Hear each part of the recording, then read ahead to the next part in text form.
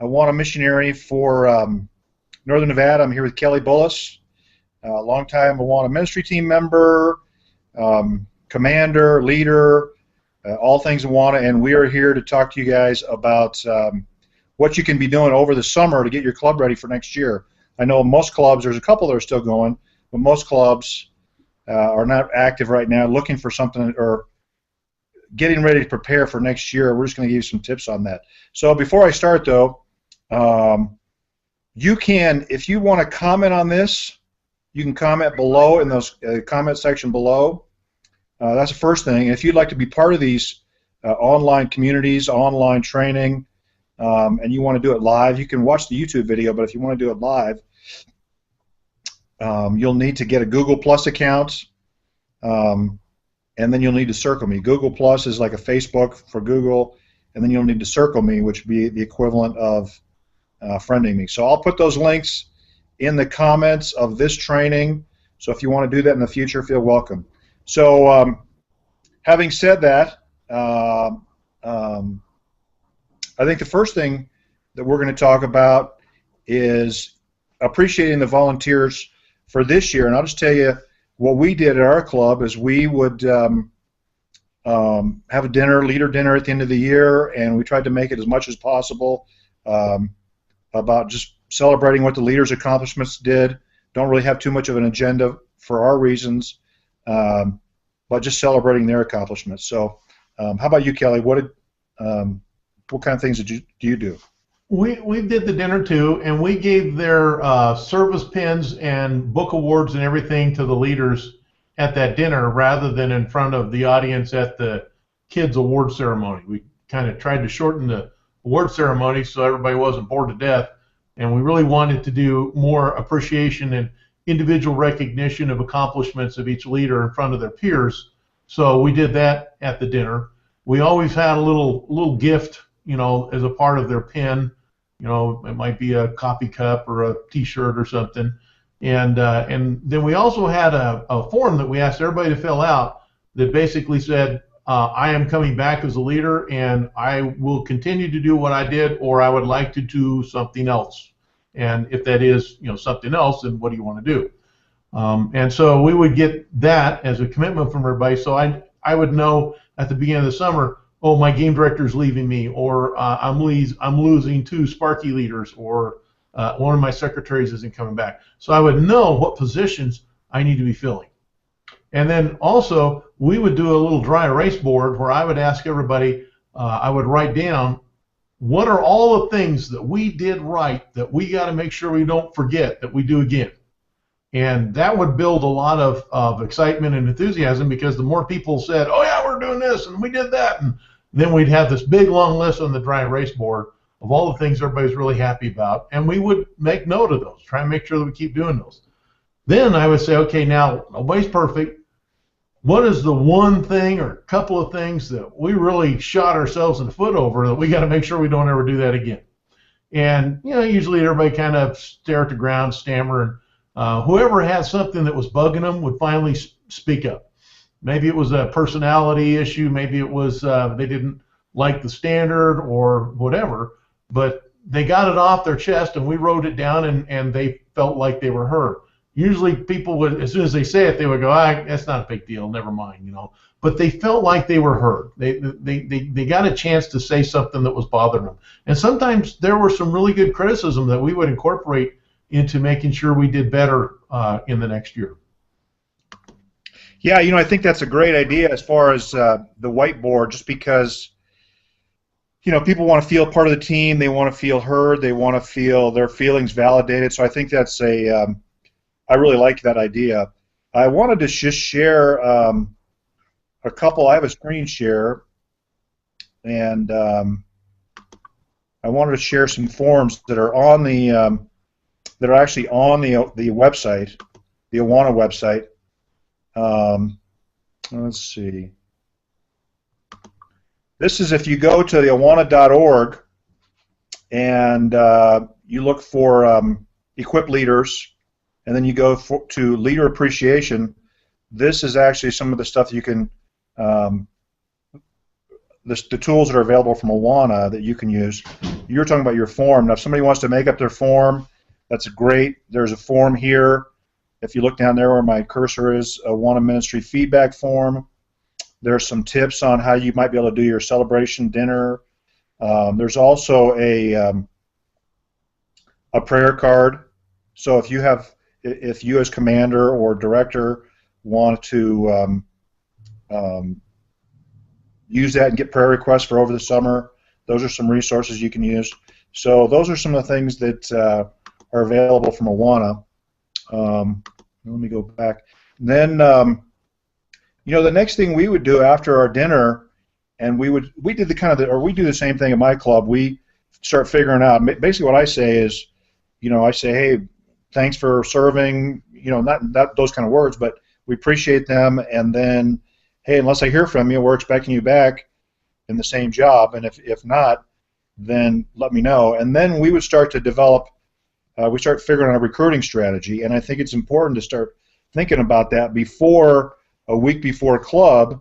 And if you know the spots you need to fill, you know where you need to go. But then we could start making announcements at church and those kind of things. How about you? Now, what kind of tell me about your recruiting strategy that you used.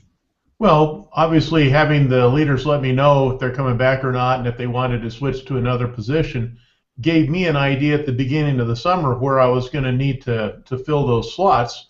And I'd start praying for the Lord to kind of give me some direction as to who in our church might fill a particular slot. And I would go to them privately early, usually in June, and say, hey, have you ever thought about being a game director? Have you ever thought about being a handbook leader or whatever?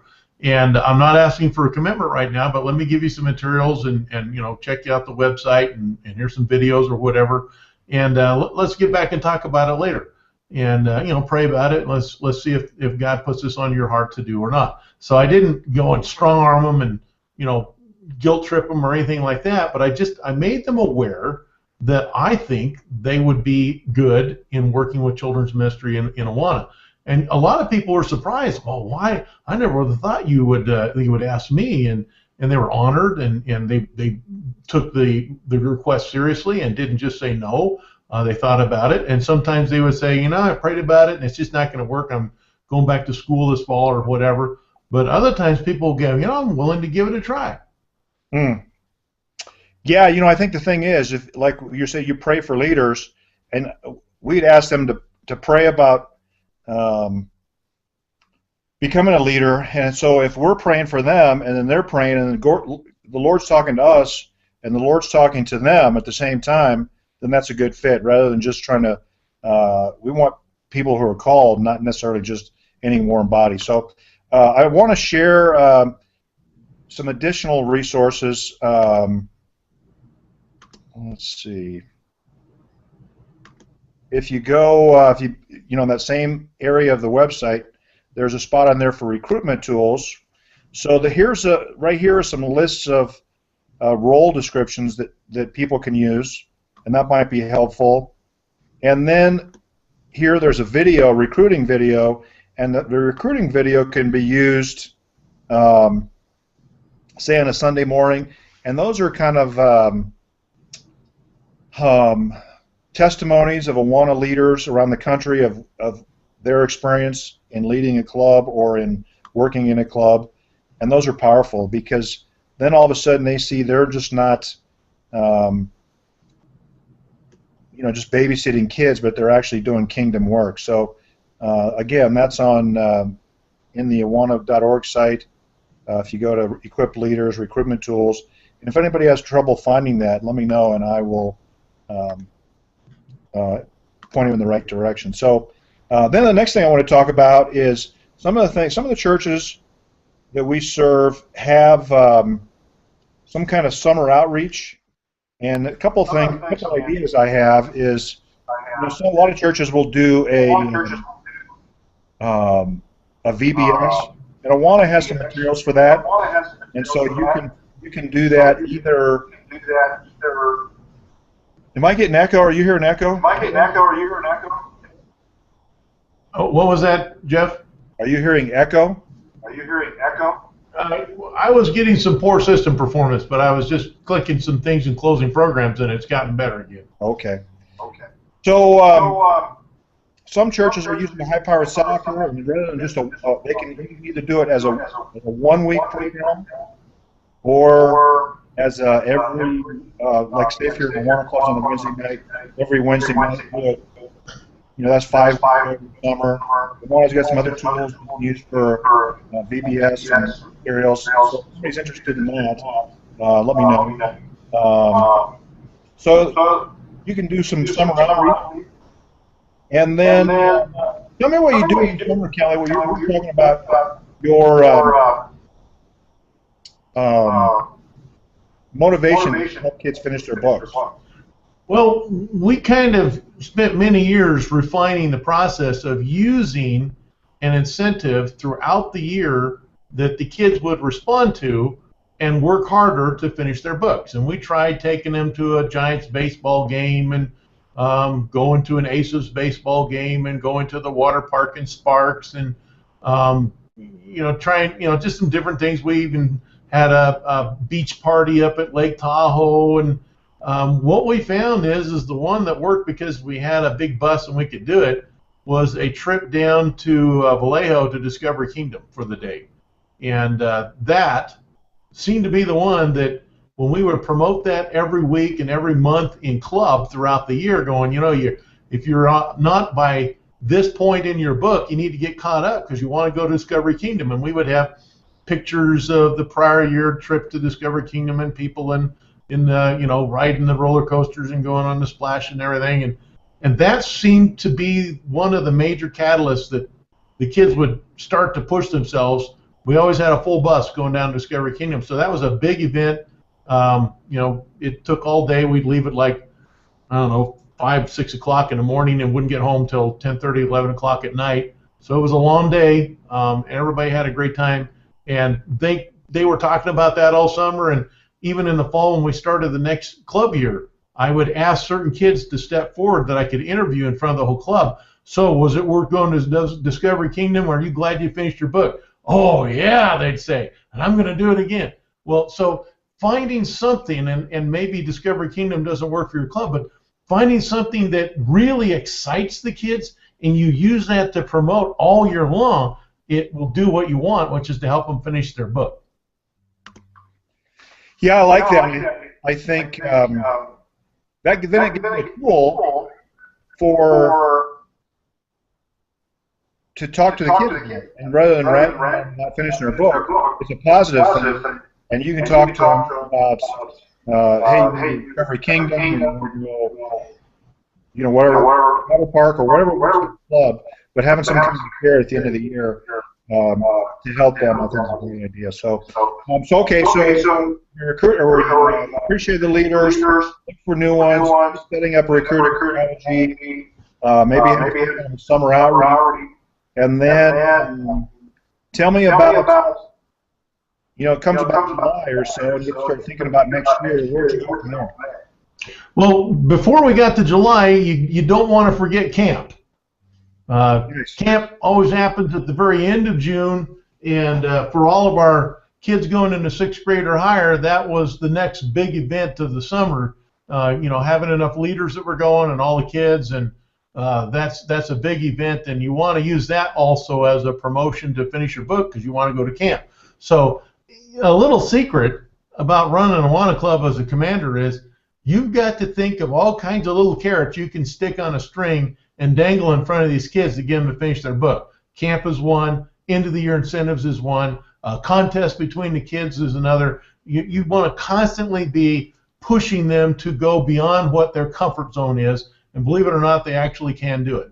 Now, come up on July, you've been kind of not really having a lot of time off. You've been doing the leader appreciation dinner, and then you're taking the kids on the outing, and then you're doing camp. And now you got to start planning for the next year. The commander really doesn't get much of a summer off. You just change your routine a little bit, but you got to start thinking about what are your monthly incentives going to be? What kind of things are you going to do, for dress-up nights, and what are the events that are coming up? You got to work with your missionary, when the leader training is, and when the regional competition events are, and start to put your calendar together. And then in July, we would have some meetings with our directors to start to get their input and find out, what they need, and we would also start to look at how many kids we estimate are going to be in each club, and go do kind of an inventory of all of our end of the year supplies and figure out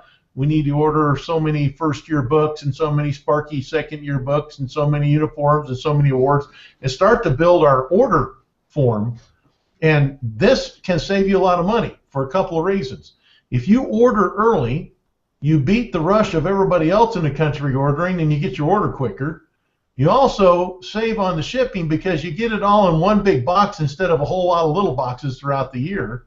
And then you can focus on training your leaders and getting your kids in the club instead of, oh, geez, we don't have enough uniforms to give out this week. We got to do an emergency order, and we pay a high shipping fee for a rush job to get it, there by next week. So thinking ahead, making your inventory, counting that all up, saving money on the discounts and saving money on the shipping actually is a good idea. I know some churches go, yeah, but that's a lot of money up front. Well, maybe this year you can't buy your inventory all up front, but start working with your church to kind of build a little savings fund so you can do it next year. But you will save money over the long haul, sometimes rather significant, hundreds of dollars. It's really worth it. So having directors meetings in July, counting your inventory, figuring out what you're going to order. July can be a busy month. So your director meeting, how involved were the directors as far as planning, as far as planning, or did you do that as a commander, or get input from the directors, let them plan some nights and so on and so forth? Yep. And then we just play some games and have some fun too. It's good social time. You don't want to all do work. Right. So one is fun and exciting. Yep. Okay, so you had the director. Now tell me about you for leader training. Well, we learned, I think, way back. Some wise guy told me that if you set the bar really high, people will rise up to it. So don't set the bar low, because that's as far as most people will go. Raise it up, make it high. So we had a rule, if you want to be a leader in our club, you had to sign an agreement that you would have gone through basic training. We required that. You could not be a leader without having basic training. And so we did our own basic training in August. And then you also had to agree to wear your uniform every week and wear it properly. You always get some rebel out there that thinks these uniforms are stupid and they don't want to wear them. No, we made that a very simple rule, not an option. You have to wear a uniform and wear it correctly, not sloppily. And then you had to agree to go to the fall leader training that the missionaries put on. We would pay for it. You had to go. And so we asked for a written commitment, and guess what? Everybody always did that. And we had well-trained leaders. We had happy leaders. We had a high return rate because leaders had a great time during the year because they knew what they're doing and they felt comfortable doing it instead of frustrated and couldn't wait for the year to end so they could quit. So did you have your directors involved in the basic training, or now would be getting started training, or all yourself? Usually I would do all the training myself, Nancy and I. The directors had to be starting to put together stuff for their club, getting their paperwork ready, figuring out which kids are going to be which handbook groups, and so I wanted them to be busy working on that. I told them I'll train the leaders. Okay. I want to do one more screen share here to show resources that are kind of new resources. If let's see, if a commander wants to do the getting started himself, that's fine. An option. And then another option is this club clinic. There's a getting started track, and the leaders can go on the site. They print out this certification track. They get an overview. They get 5 principles on it during the gospel. And they have a role for each role. So that's a possibility too. for commanders who don't feel confident in, leading, doing the training themselves. But I will say this: if you're a commander, or a director, if somebody else is doing the training, they're leading the club. If you're doing the training, then you're leading the club. And so I would say, as a commander or director, as soon as you can, you want to be training your leaders as much as you can, with as much as you can, because then you're leading the club. So I think that's about it.